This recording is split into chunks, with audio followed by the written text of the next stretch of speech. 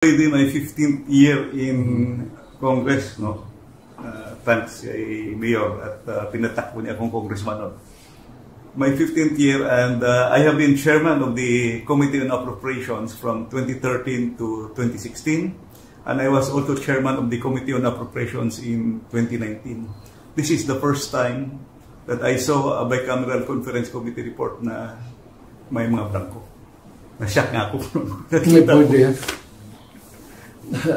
Hindi po din, parang ka nag-issue ng check kanya ng blanco to.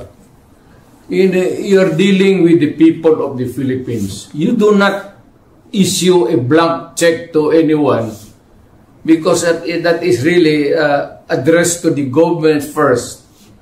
At ang mga taga-gobyerno ang maglagay ng ano yung sabihin? Sila na ang maglagay, ang sekretary o ang direktor?